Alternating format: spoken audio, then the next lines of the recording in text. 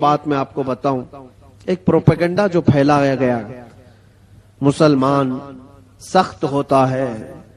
اور مسلمان خونی ہوتا ہے، قاتل ہوتا ہے، آتنکی ہوتا ہے،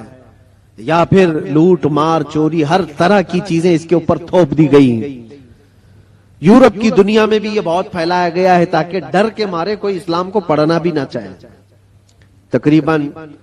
آج سے 13-14 سال پہلے کی بات میں آپ کو بتا رہا ہوں، اس سے بھی زیادہ پہلے افغانستان میں جب حالات بہت خراب تھے، وہاں پر نیٹو کی ساری فوجیں اتری ہوئی تھیں، ایک بڑی جنگ چل رہی تھی۔ اس وقت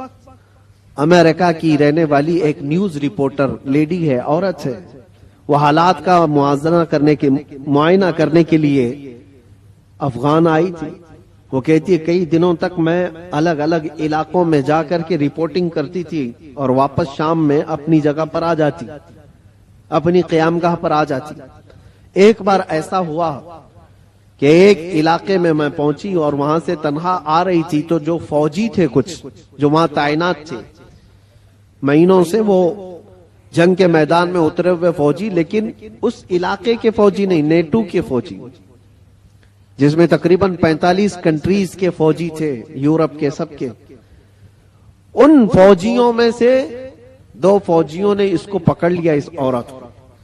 اور اس کے ساتھ کچھ غلط کرنے کے ارادے سے وہ ایک اندھیری جگہ پر اس کو کھینچ رہے تھے، لے جا رہے تھے۔ شام کا وقت تھا۔ اتفاق ایسا کہ 2 نوجوان مسجد کی طرف جا رہے تھے، مومنین میں سے 2 نوجوان وہاں سے گزر رہے تھے، تو وہ 2 نوجوانوں نے اچانک جب یہ حالت دیکھی کہ ایک خاتون کو زور زبردستی پکڑ کر کے کچھ لوگ گھسیٹ رہے ہیں، تو انہوں نے آواز لگائی، اور طاقتور پٹھان لوگ تھے، حملہ آور ہوئے۔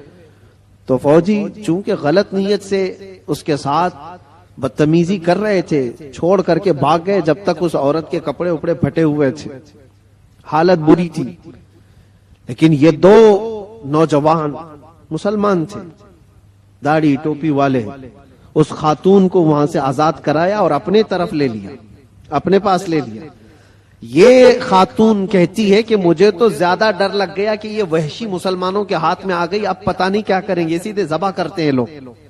کیونکہ بچپن سے پروپیگنڈا دماغ میں تھا۔ امریکہ کی رہنے والی، اس کے دماغ میں یہی ساری چیزیں بھری گئی تھی، مسلمان سخت ہوتا ہے، قاتل ہوتا ہے، آتنکی ہوتا ہے، لٹیرا ہوتا ہے، نہ جانے کیا کیا چیزیں پھیلائی گئی ہیں۔ وہ ڈری ہوئی تھی عورت، کیا پتہ نہیں، وہ تو فوجیوں کے ہاتھ میں تھی، وہ اپنی جسمانی خواہش پوری کر کے چھوڑ دیتے، لیکن یہ لوگ تو بہت خطرناک قسم کے لوگ ہیں، یہ تو سیدھے ذبح کر دیتے ہیں، خون بہا دیتے ہیں۔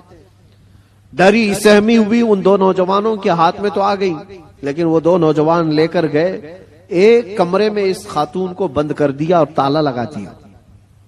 بند کر دیا۔ یہ ڈری تھی شاید میری موت کا کوئی پروانہ آنے والا ہے، یا کچھ بھی میرے ساتھ کیا جا سکتا ہے، یا ہو سکتا ہے مجھے کڈنیپ کر کے ہمارے ملک سے کچھ میرے بدلے میں مانگنے والے ہوں۔ طرح طرح کے خیالات آ رہے تھے۔ وہ نیوز رپورٹر ہے، کہتی رات ہوئی تو اچانک دروازہ کھلا، اور پورا دروازہ نہیں کھلا، باہر ہی سے کوئی بڑی تھال جس میں کھانا پانی سب کچھ تھا، اندر انہوں نے ڈھکیل دیا اور کپڑوں کا ایک جوڑا بھی اندر پہنچا دیا، اور پھر دروازہ بند کر لیا۔ مجھے جو ضرورت تھی وہ کھانے پینے کی تھی، کپڑے بدلنے کی تھی، کپڑے پھٹے ہوئے تھے، میں نے کپڑے بھی تبدیل کر لیے، کھانا پانی بھی ہو گیا۔ دوسرے دن بھی برابر وقت پر دروازہ تھوڑا سا کھلتا اور کھانا آ جاتا، پھر بند ہو جاتا، جو ضرورت کی چیز تھی۔ لیکن کوئی جوان اندر نہیں آ رہا ہے، کوئی جوان اندر نہیں آتا، دروازہ باہر سے بند ہوتا ہے۔ شام ہو گئی، 2 دن وہاں پر اس نے گزارے۔ اس کے بعد وہ کہتی ہے کہ اس کے سفارت خانے کے لوگ، اس کے ایمبیسی کے ذمہ دار لوگ آئے ان نوجوانوں کے ساتھ، جب دروازہ کھولا اور ان کی زبان میں، اسی عورت کی زبان میں بات کیا اور کہا کہ ہم تمہارے سفارت خانے سے آئے ہیں، ان نوجوانوں نے آ کر ہمیں یہ اطلاع دی کہ فلاں ملک کی اس طرح کی ایک خاتون مظلوم تھی، ہم نے اس کو پناہ دیا ہے اور اس کی حفاظت کی ہے، آپ آئیں، اپنی عورت کو لے جائیں اور اس کے ملک تک صحیح سلامت پہنچائیں۔ سفارت خانے کے ذمہ دار لوگ آئے اس خاتون کو سارا واقعہ بتایا کہ ان نوجوانوں نے تیرے لیے غائبانہ طور پر کیا محنت کی، اس کا دماغ پورا الگ طریقے سے چلنے لگا کہ میں نے بچپن سے سنا یہ مسلمان وحشی ہوتے ہیں، آتنکی ہوتے ہیں، قاتل ہوتے ہیں، لٹیرے ہوتے ہیں، یہ تو قدم بھی نہیں رکھتے میرے کمرے میں بھی عورت ہوں، خوبصورت ہوں، جسم میرے پاس ہے، لیکن کبھی انہوں نے دیکھا بھی نہیں مجھ کو۔ 3 دن ان کے پاس گزاری اور اس کے بعد جب سفارت خانے کے لوگ ذمہ دار آئے اور اس کو آزاد کروایا، وہاں سے لے جا کر کے وہ اس کے وطن تک پہنچایا۔ وہاں جانے کے بعد اس خاتون نے جو رپورٹ تیار کی، پوری اپنے سفر کی روداد لکھی، سارا سفر لکھا اور اس حادثے کو بھی لکھا، اور پھر اعلان کیا جو مجھے پڑھتے ہیں، جو مجھے سنتے ہیں، وہ گواہ ہو جائے کہ میں اسلام کو قبول کرتی ہوں۔ اس سے بہتر میری عزت کی حفاظت مجھے کہیں اور نظر نہیں آتی، اس لیے کہ عورتوں کی اصل حفاظت اور ان کی عزتوں کی دیکھ بھال اللہ کریم نے جو فرمایا اور اس کے نبی رسول کریم صلی اللہ علیہ وسلم نے جو فرمایا وہ آج بھی ایمان والوں کے اندر موجود ہے۔